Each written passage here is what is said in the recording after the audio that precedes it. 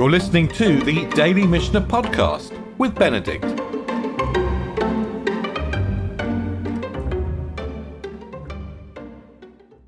We're in the second chapter of Bava Batra. We're talking about neighborly obligations to contribute, say, to defense, or obligations not to cause disturbance. We talked about the possibility that an oven or a stove inside a house might create problems for the floor above or the floor below. And following on this theme, now beginning the third Mishnah, the Mishnah continues.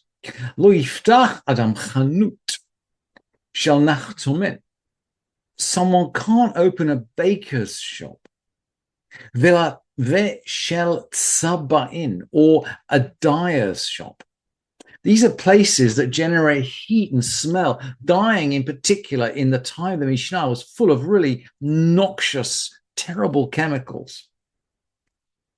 Tachat, we can't open this kind of shop. Tachat otzaro shel chavero, underneath his fellow's storehouse, because the heat or the smell might cause to degenerate the material that is being stored in his fellow's storehouse. And again, we've got the expression otzaro shel chavero, his chaver, his friend, his fellow. It's a storehouse belonging to someone who he is in social connection here, who he's in social connection with. All the halacha here, right the way through the Mishnah and the Zikin, assumes some kind of social relationship between the parties. We're not in an anonymous litigious state. There's some social relationship. He's a chaver. And we're not going to do something next door to his storehouse, which is going to contaminate the food he has stored. And then the Mishnah continues, velo refet bakar, and not a cattle stall. The cattle might also make smells. But emet bayain hitiru. In truth, they permitted wine. The cattle will not. The cattle will not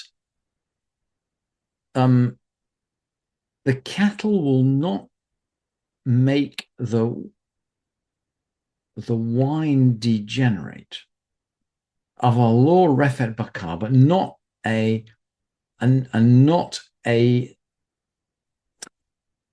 I think the meaning here is that the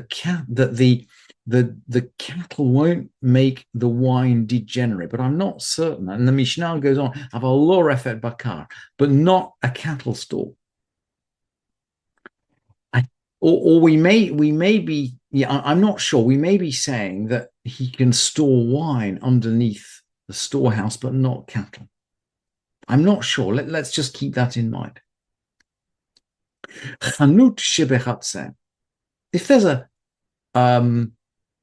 shop in the courtyard, we've already said that the houses in the time of the Mishnah are arranged around a courtyard. And of course, someone in the courtyard might be selling from there. He might be running his shop from inside his courtyard. This is what we're talking about when the Mishnah says, Chanut she bechatzer. It's a shop inside a courtyard. It belongs to one of the owners. Yachol limchot biyado lomar lo eini yachol lishan lo mikol hanichnasim velo mikol hayotzin. Someone, another resident of that courtyard, can protest against noise. Can say, "I can't sleep because of the noise of the people that are coming in and coming out." So if someone creates a commercial venture in a residential courtyard, we can protest.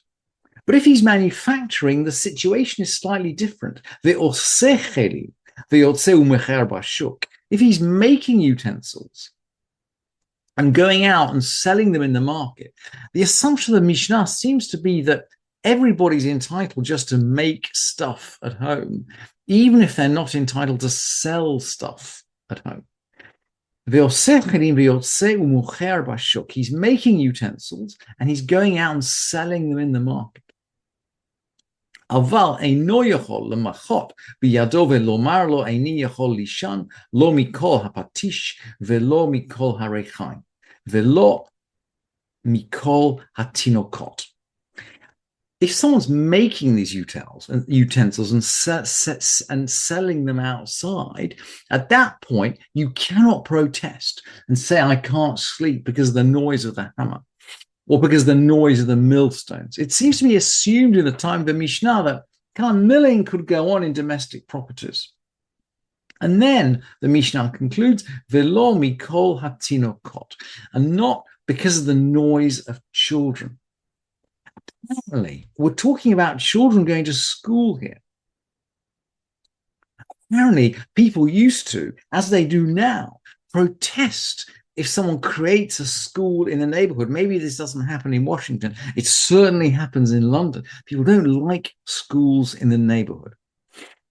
And the Bartanura comments here, and maybe we'll close here.